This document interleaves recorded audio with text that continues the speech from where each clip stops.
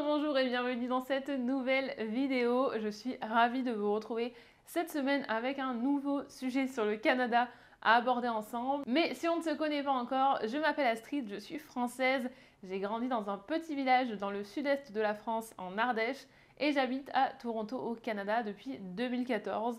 Vous pouvez aussi me retrouver sur mon blog où vous retrouverez plein de ressources pour la vie au Canada, que ce soit pour venir y vivre ou si vous avez envie de venir passer des vacances ici. Et vous pouvez bien sûr me retrouver sur Instagram où je partage la vie au quotidien à Toronto en français.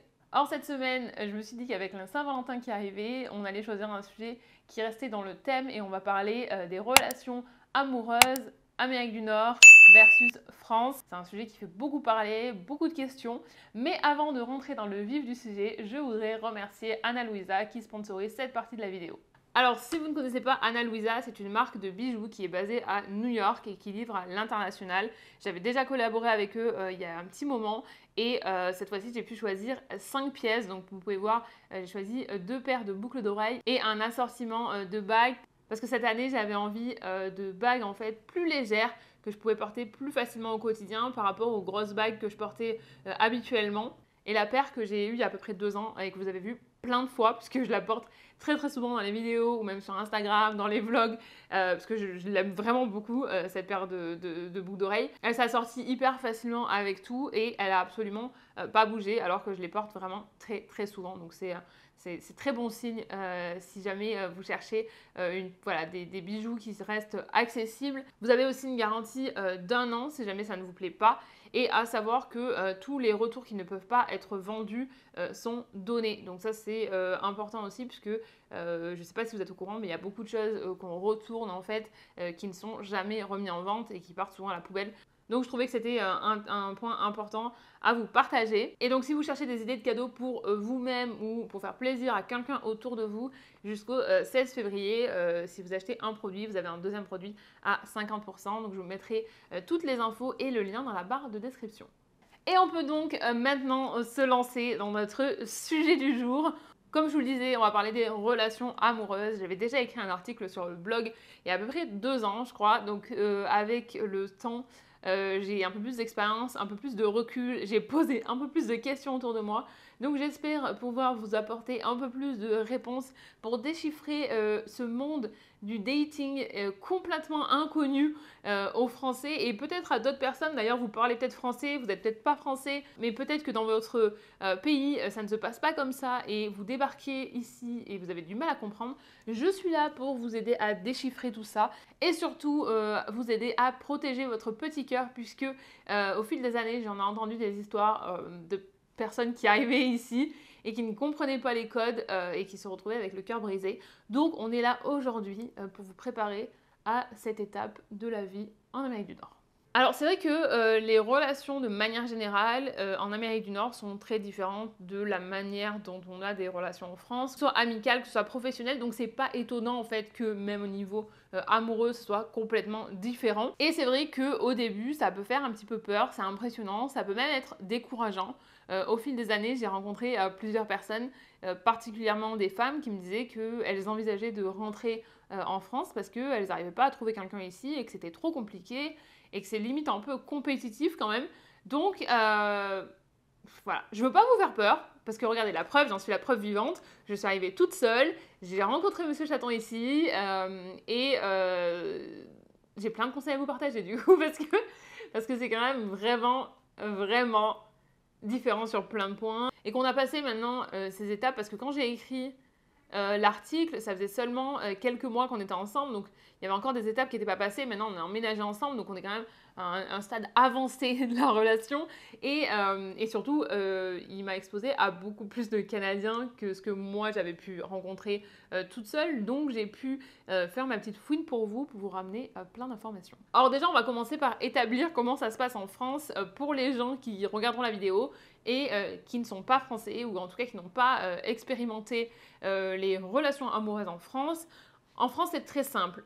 Du moment où vous... Je vais schématiser un petit peu, hein, mais du moment où vous embrassez quelqu'un, vous n'avez pas besoin d'avoir une conversation pour établir que vous êtes en couple, ou en tout cas que vous commencez une relation exclusive, et donc que vous allez chacun donner 100% de vous-même dans cette relation, vous allez inviter cette personne à la prochaine soirée avec vos copains, vos copines, sans problème, en présentant cette personne. C'est mon nouveau mec, c'est ma nouvelle copine, c'est mon nouvelle... Voilà. On n'a pas peur de mettre d'étiquettes sur la personne qu'on vient de rencontrer, même en la présentant à nos amis. Je dirais que la façon de mettre une étiquette sur la situation et la façon dont avancent les choses, c'est plus simple, il y a moins de code et surtout ça se concrétise beaucoup plus facilement parce que on n'a pas peur de dire c'est mon nouveau copain, c'est ma nouvelle copine et de l'inviter à une soirée sans que ça veuille dire cette personne est la femme de ma vie, l'homme de ma vie, on va se marier demain. Volontairement, je vous montre les extrêmes, mais vous allez voir qu'on n'en est pas si loin. En fait, c'est ça, c'est que ça apporte moins d'engagement de dire que quelqu'un est son copain ou sa copine en France que l'engagement que ça peut apporter au Canada, mais on y vient. En fait, si je devais résumer, je dirais que d'embrasser quelqu'un en France, automatiquement, ça vous met dans une relation, mais en même temps, il y a moins d'engagement dans le sens où on ne s'attend pas à ce que vous épousiez cette personne après-demain. Voilà, pour faire les grandes lignes. Et si jamais c'est pas une relation dans laquelle vous voulez être, je vais pas pouvoir dire tous les mots parce qu'on est sur YouTube et que je veux pas que la vidéo soit bloquée, mais ce sera une relation qui sera exclusive ou non, avec des arrangements entre amis. Mais dans ce cas-là, les deux parties normalement sont au courant et il y a moins de tabous là-dessus, j'ai l'impression, en France qu'ici. Donc c'est quelque chose qui peut se faire sans jugement et plutôt discrètement. Après, bon voilà, on sait tous qu'il y a des cas où il y en a un des deux qui est moins d'accord que l'autre, ou en tout cas qui se retrouve un peu pris dans l'histoire et se dire mince, finalement j'aime bien cette personne et on avait établi ces règles-là. Mais en tout cas, le schéma le plus commun, c'est quand même qu'on s'embrasse, on est ensemble. Maintenant, abordons le sujet pour lequel vous avez cliqué sur cette vidéo, l'Amérique du Nord. On peut englober les US et le Canada ensemble puisque ça reste quand même des cultures assez similaires à ce niveau-là. Je dis pas que tout ce que je vais dire va être valable aussi pour les US. Et encore une fois, tout ce que je vous raconte, c'est par rapport à mon expérience, par rapport aux gens que j'ai autour de moi, par rapport à ce que j'ai vu, ce que j'ai lu, ce que j'ai entendu. Peut-être que vous n'allez pas être d'accord sur certains sujets. Vous pouvez bien sûr partager vos expériences dans les commentaires, ça aide d'autres personnes. Et puis voilà, on apprend tous les uns des autres. Donc en Amérique du Nord, c'est beaucoup plus codifié. Il y a un processus pour être dans une relation. Et je vais pas vous mentir, moi, au début, c'était hors de question. Je me disais, mais je veux pas du tout dater quelqu'un ici, c'est trop compliqué.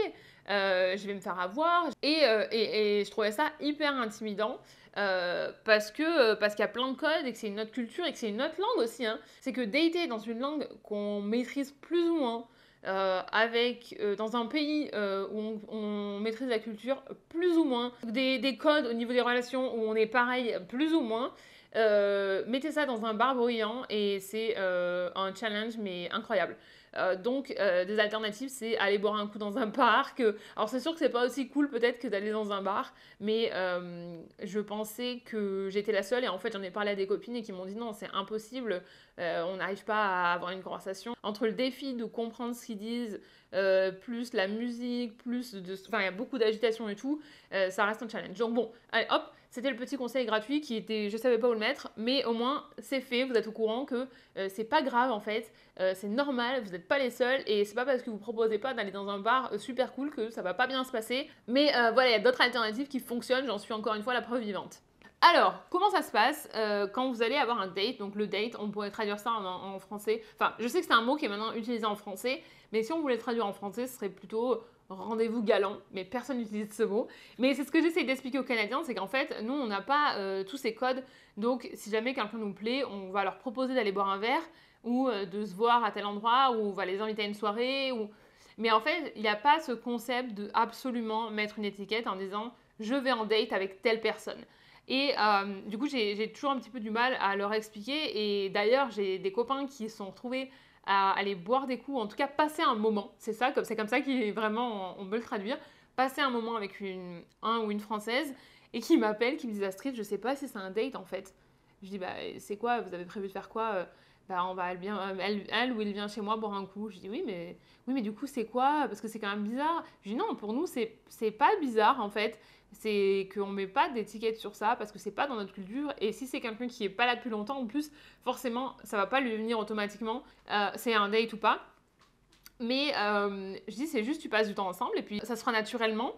Mais on met pas de pression sur ce mot-là et finalement, il y a un petit peu moins d'attente et je trouve un petit peu moins de pression. Donc, un date, on va vous proposer par exemple d'aller en date et ça va être un petit peu comme un entretien d'embauche de l'amour. C'est-à-dire que la personne que vous allez rencontrer va évaluer si potentiellement vous pouvez être un bon candidat pour partager sa vie. Je sais que ça a l'air un petit peu rude quand je dis ça. Donc vous allez passer cet entretien de l'amour, mais c'est date numéro 1. La personne se dit non finalement, bon bah ça m'intéresse pas, ok, on zappe, prochaine personne, pas de problème. La personne se dit, franchement, la personne était cool, j'ai envie de la revoir. Vous allez avoir un date numéro 2. Mais attention, ça ne veut pas dire que vous êtes dans une relation avec cette personne. Ça veut juste dire que vous avez été sélectionné pour passer à la seconde étape. Sauf que ce qu'il faut savoir, c'est que vous avez été sélectionné, mais les 3 personnes ou 4 personnes potentiellement que cette personne date aussi, sont aussi en fait peut-être au date numéro 2, au date numéro 3. En fait, c'est un petit peu comme si c'était un pari, mais qu'on pariait un petit peu sur différentes personnes en se disant je mise sur cette personne, cette personne, cette personne, cette personne. C'est les personnes que je vais voir en date pendant les prochaines semaines, prochains mois. Et au bout de quelques semaines, quelques mois même, on verra s'il y a une personne qui sort du lot et avec qui j'ai envie d'être exclusif. Ce qui est intéressant, c'est qu'en France, c'est plutôt l'inverse, c'est plutôt par défaut. Si vous, comme je le disais, si vous embrassez quelqu'un, par défaut, vous allez supposer que vous êtes exclusif, sauf si on vous dit l'inverse. Ici, c'est l'inverse, c'est qu'il faut supposer que c'est pas exclusif et que la personne va continuer à voir d'autres personnes, sauf si vous avez la conversation de dire moi je veux être dans quelque chose d'exclusif, ce qui peut leur faire peur parce que je parle avec des Canadiens où quand je leur explique comment ça s'est passé, nous avec Monsieur Chaton, je lui ai dit moi c'est dans ma culture ça se fait pas de voir différentes personnes, moi ça ne m'intéresse pas de voir d'autres personnes, une des conditions pour qu'on puisse continuer à se voir c'est qu'on soit exclusif quoi. Et lui pour lui c'était il y avait aucun problème là-dessus et donc il m'a dit oui après par contre on va en parler après, les étiquettes, tout ça, c'est une autre conversation, mais le fait d'être exclusif, c'est quand même c'est important, pas seulement pour protéger votre petit cœur, si au bout de 6 mois, vous vous rendez compte qu'en fait, que la personne voit 4 ou 5 autres personnes et qu'au final, vous n'êtes pas arrivé jusqu'au bout de la ligne, enfin, vous n'avez pas gagné, quoi. La personne va vous dire, bah en fait, c'est un tel que, enfin, c'est l'autre personne que j'ai choisie et pas toi. Et vous avez investi 4, 5, 6 mois de votre vie à développer des sentiments pour quelqu'un, mais c'est aussi que du côté un petit peu plus sanitaire, sécurité, tout ça, je pense que c'est quand même important de savoir que la personne voit d'autres personnes, quoi. Donc voilà, encore une fois, on est sur YouTube, donc je fais attention à ce que je dis, mais j'espère que vous avez compris, c'est que c'est quand même des conversations importantes à avoir pour votre propre sécurité, santé, tout ça, tout ça. Donc ça, c'est important de savoir que vous avez le droit aussi de dire à la personne, si vous l'aimez bien, que c'est une des conditions pour continuer une relation avec vous. Il n'y a pas de honte, et si la personne ne veut pas, en fait, faut aussi lui expliquer, et on en parlera plus à la fin avec des conseils, mais que vous êtes OK de trouver un terrain d'entente au milieu, mais que ça, pour vous, par exemple, c'est pas négociable. Moi, je sais que ça, c'était pas du tout négociable. Quand il m'aurait dit non, je lui aurais dit, bon, bah, OK, c'est mort, quoi, voilà, tout simplement. Mais de votre côté, si par contre ça vous convient et que vous êtes OK de vous dire cette personne-là, oui, j'aime bien sa compagnie, mais peut-être qu'il y a quelqu'un de mieux ailleurs et j'ai envie de continuer à dater, ça c'est aussi, vous avez complètement le droit du coup. C'est complètement socialement acceptable de dater à droite, à gauche, à votre rythme, avec qui vous avez envie. Sans problème. Ça me fait penser d'ailleurs que la première année où j'étais là, une de mes colocs m'avait dit mais je comprends pas pourquoi tu vas pas dater, moi je datais tout le temps. Tous les soirs, je me faisais inviter à manger quelque part et tout ça. Et moi qui débarquais de mon Ardèche, je me disais, mais qu'est-ce que c'est que ce pays? Pourquoi elle veut que j'aille me faire payer des restos tous les soirs? C'est quoi ce concept? Et j'ai jamais suivi son conseil. Voilà. Et un autre point aussi qui est important, c'est que, quand je vous disais, votre petit cœur va souffrir, c'est aussi que tout dépend de l'âge que vous avez. Vous allez peut-être projeter des choses au bout de 6 mois, voilà, si ça se passe bien avec quelqu'un, on commence à projeter, à avoir des idées pour le futur. et en fait au bout de 6 mois vous vous rendez compte que il ou elle n'a pas du tout les mêmes intentions que vous, ça peut vraiment vous briser le cœur, vous faire perdre confiance en vous et tout ce qu'on connaît en fait d'une rupture quoi. Donc je pense que c'est vraiment essentiel d'avoir ce genre de conversation en expliquant encore une fois que dans votre culture c'est pas quelque chose qui se fait, que vous comprenez que vous êtes dans un autre pays et qu'il faut vous adapter, mais que vous aimeriez aussi trouver un terrain d'entente où chacun y trouve son compte. Ça demande évidemment d'être avec une personne qui est ouverte d'esprit et curieuse sur votre culture, qui va comprendre que vous n'avez pas la même expérience. Mais je me dis que si c'est pas quelqu'un qui comprend et qui n'a pas envie en tout cas de faire l'effort de comprendre, c'est peut-être une personne qui ne mérite pas notre temps et notre investissement. Et donc, on enchaîne les dates, tout va bien, et en fait, on peut continuer, donc je disais, à faire son marché jusqu'à ce qu'on ait The Talk. Qu'est-ce que c'est, The Talk? Ça va peut-être vous faire penser aux séries américaines qu'on regardait quand on était plus jeune. C'est la conversation où vous allez vous asseoir et vous allez dire « What are we? Oh, do you want to be my girlfriend? Do you want to be my boyfriend ?» Je le fais avec un esprit un peu plus dramatique en anglais parce que j'ai l'impression que ça fait beaucoup plus dramatique en anglais que quand on le dit en français. Veux-tu être mon petit ami? Veux-tu être ma petite amie? D'ailleurs, c'est marrant parce que Monsieur Chaton traduit toujours du coup boyfriend, girlfriend par petite amie. C'est ma petite amie. Je trouve ça trop mignon. Et donc, c'est à ce moment-là que vous allez pouvoir officialiser votre couple et c'est à ce moment-là aussi que vous allez être dans une relation sérieuse. Donc, ça peut prendre, comme je vous disais, plusieurs semaines ou plusieurs mois. Ça dépend vraiment, en fait, le rythme de chacun, l'expérience de chacun. Ça, c'est propre à chaque personne. Donc, je ne peux pas vous dire combien de temps ça prend, mais ce que je peux vous dire, c'est que j'avais regardé la vidéo d'une Américaine qui vivait à Paris et en fait, qui, elle, faisait l'inverse du coup, qui essayait de comprendre notre façon d'être dans une relation amoureuse et elle comparait, je vous mettrai le lien de sa vidéo dans la barre de description, c'est en anglais, mais si, voilà, c'est hyper, j'avais trouvé ça intéressant. C'était que c'était plus long pour les Nord-Américains de mettre l'étiquette boyfriend, girlfriend, enfin petite amie, petite amie. Mais par contre, que du moment où l'étiquette était mise, ils étaient quasiment prêts à vous épouser le lendemain. C'est pour montrer à quel point c'était sérieux. Et alors qu'elle trouvait qu'en France, le fait qu'on dise plus facilement que c'est mon mec, c'est ma copine, il y avait un petit peu moins d'engagement ou en tout cas de sérieux et que ça voulait pas dire en fait que si quelqu'un vous dit c'est mon mec ou c'est ma copine, que vous allez l'épouser demain. Et j'ai trouvé ça super intéressant de voir l'autre côté en fait, parce que c'est vrai que moi je me suis posé énormément de questions sur ce qui se passait ici, en apportant ma culture, mon expérience, mais je me posais pas forcément la question de comment ça se passe à l'inverse. Et c'est vrai que quand je parle avec les copains de Monsieur Chaton, et que je leur explique que nous, du moment où on s'embrasse quasiment, c'est voilà, on est avec quelqu'un, et vraiment ils me rigolent au nez. Voilà, vraiment, hein, ils me rigolent au nez, ils me disent mais n'importe quoi. Et quand ils vont en date avec, parce qu'on a plusieurs de nos copains qui sont célibataires, donc voilà, quand je pose un peu des questions, parce qu'évidemment j'adore savoir ce qui se passe dans leur vie. J'ai été pendant très très longtemps la copine célibataire qui n'avait pas toujours beaucoup de choses à raconter. Maintenant, les choses ont un petit peu tourné et j'aime bien, voilà, j'aime bien discuter et surtout c'est jamais avec jugement ou quoi, c'est toujours avec curiosité de comprendre comment ça fonctionne ici, puisque même en étant là depuis plusieurs années, j'en apprends encore tout le temps. D'ailleurs, parenthèse, mais j'ai une de mes meilleures amies ici qui se marie. Je suis en train d'apprendre plein de choses sur le mariage aussi ici, donc pas tout de suite, mais dans quelques mois, je vous ferai aussi une vidéo là-dessus, je pense que ça vous intéresse, parce que c'est complètement différent. Parenthèse est fermée. Ce que je voulais dire, c'est que quand je leur demande, je leur dis bon, t'as bu un coup avec cette fille, comment ça s'est passé, c'est bon, tu veux la revoir, ou tu vas faire des trucs, machin.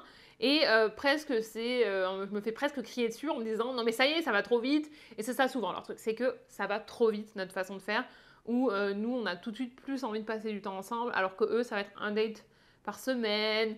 Voilà, c'est beaucoup plus lent, c'est pour ça que ça prend des mois aussi. Et à chaque fois, ils sont surpris quand je leur dis, quand je leur demande si c'est. Parce que c'est vraiment pas pour être intrusive ou quoi, c'est plus. Puis bon, c'est des gens avec qui je suis assez proche, on a des relations.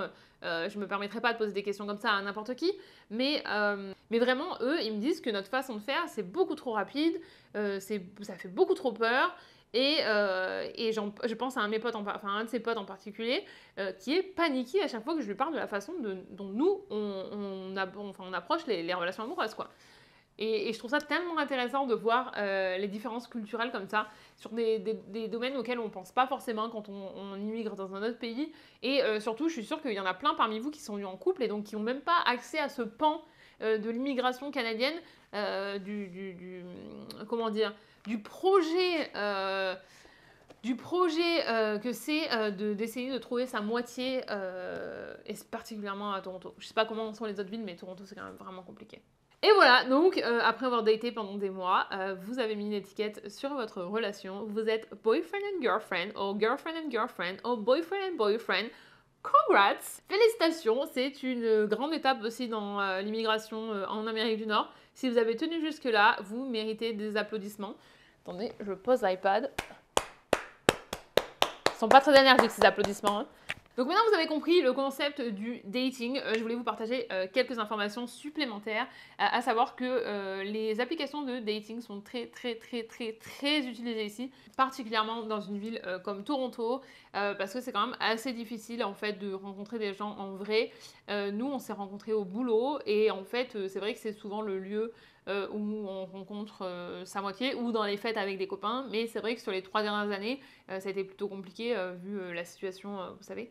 Tout ce qui s'est passé. Alors moi, le seul truc, c'est que les applications, je suis pas hyper fan parce que je trouve que c'est un petit peu faire son marché sur un catalogue et surtout que on parle avec 15 personnes différentes et qu'on s'investit pas forcément sur une conversation. De la même manière que pour moi, quand on date 5 personnes, on ne peut pas donner 100% de soi-même.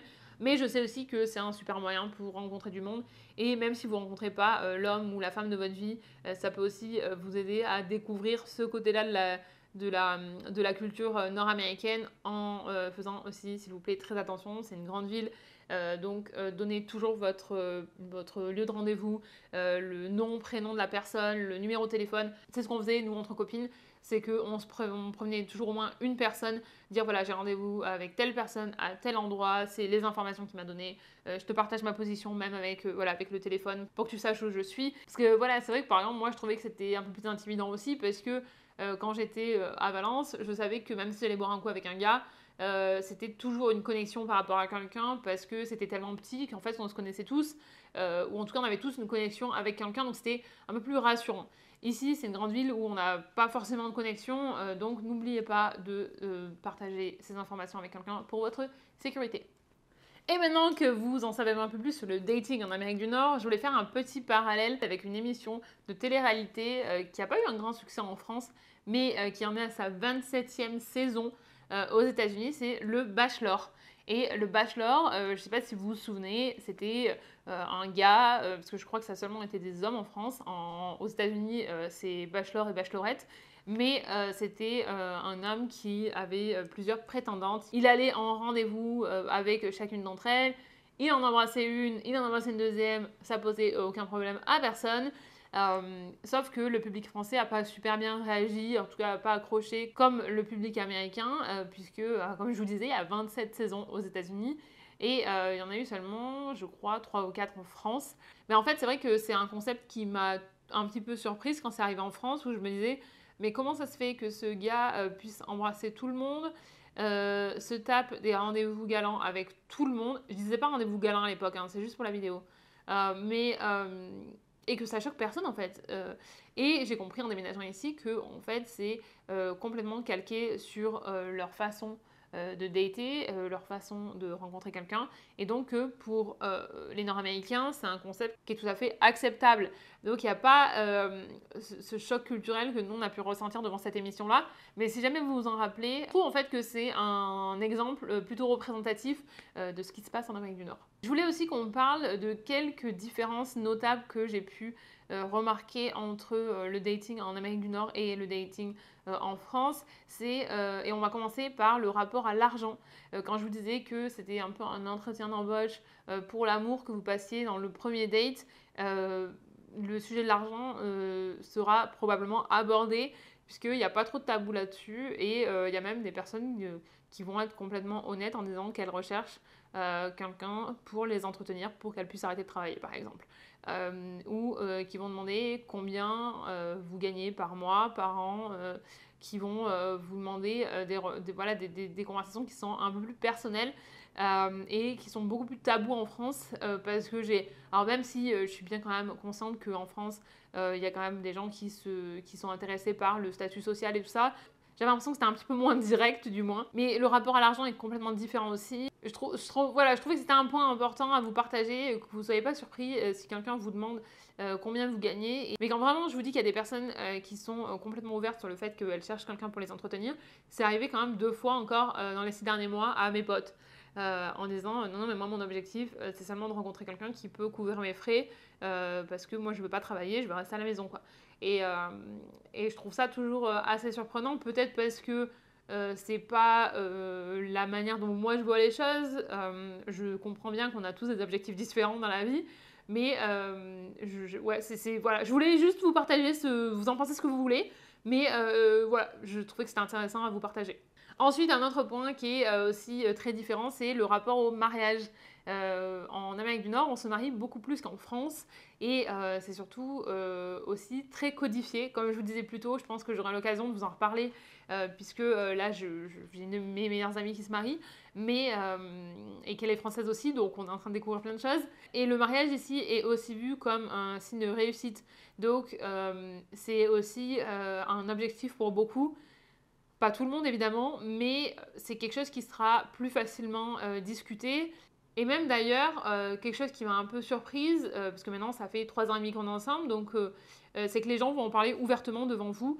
Et alors je sais pas si c'est parce que moi j'ai une famille et un entourage où ça n'a jamais été des sujets qui ont été abordés et que j'ai jamais ressenti aucune pression, que ce soit mariage, enfant ou quoi que ce soit de la part de ma famille ou de mes proches. Mais c'est vrai qu'ici, ouvertement, des gens qu'on connaît nous ont dit voilà, que bah, c'est genre, ils nous posent des questions. Et à chaque fois, je me dis quand même, c'est un peu plus intrusif que ce que moi j'ai été habituée à vivre. Voilà. Ça fait 4 fois que j'essaye de répéter cette phrase à la vidéo pour essayer de vous partager mon sentiment, mais c'est quelque chose qui est beaucoup plus voilà, il n'y a aucun tabou là-dessus, à en parler, à demander, à dire bon, bah, vous comptez vous marier quand Après, ouais, c'est juste un rapport au mariage où ça semble une évidence. Voilà, c'est ça. En fait, c'est que par défaut, ils pensent que vous êtes dans une relation, vous allez vouloir vous marier. Ah, c'est bon, voilà, ça y est. Parce que ça fait 50 fois que j'essaie de refilmer cette partie-là. C'est voilà, c'est que c'est quelque chose par défaut. C'est que il n'y a pas forcément l'option où ils disent ils n'ont peut-être pas envie de se marier. Et c'est plus ça va arriver, on sait juste pas quand, et donc ils vous en parlent comme si ça allait arriver. Voilà, c'est ça que voilà. Et en fait, autant dans notre famille, enfin dans sa famille que dans la mienne, on a de la chance, on est entouré par des gens qui nous laissent aller à notre rythme, qui sont pas du tout intrusifs. Autant sa mère que ma mère, elles sont pas du tout intrusives. Et du coup, c'est vrai que pour moi, c'est toujours surprenant quand je me retrouve dans des situations comme ça où je me dis c'est vraiment différent. Hein. Et je finirai avec quelques conseils, mais on pourra faire une vidéo plus là-dessus si jamais c'est un sujet qui vous intéresse. Mais c'est vraiment de communiquer encore plus que dans une relation où vous partez sur des bases similaires parce que vous avez une culture similaire. C'est un peu plus difficile peut-être au départ, mais je vous assure qu'on y gagne énormément parce que voilà, aujourd'hui, je ne me vois pas autrement que dans une relation mixte au niveau de nos cultures. Enfin, nous, on adore mélanger nos cultures, apprendre l'un sur l'autre, mais vraiment d'être patient aussi, d'être patient, d'être curieux, de vous intéresser en fait à la culture de l'autre personne, comment ça se passe dans ta culture, qu'est-ce qui est normal pour toi, qu'est-ce que tu comprends pas dans ma culture, et de vraiment être patient. Vraiment, la patience, moi, c'est ce qui m'a le plus aidé dans toute ma relation. Alors évidemment, maintenant, après 3 ans et demi, on est dans un...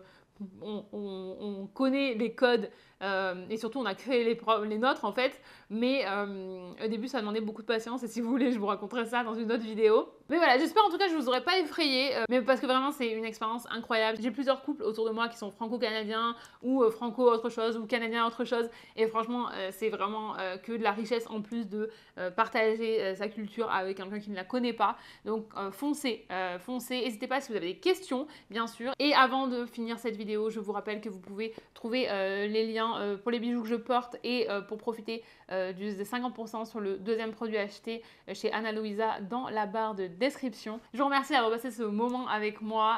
J'espère que vous avez appris plein de choses. Si vous avez des questions, n'hésitez pas à les mettre en commentaire. Vous pouvez m'envoyer aussi des messages sur Instagram si vous voulez me partager vos expériences. Vous pourrez peut-être faire une vidéo aussi comme ça. On partage des expériences de dating en Amérique du Nord si ça vous dit. Je vous rappelle que vous pouvez vous abonner, mettre un petit commentaire et mettre un petit j'aime. Ça me fait toujours plaisir.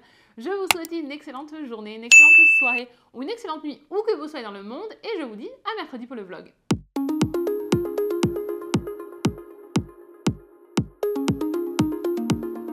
There's no use in looking back.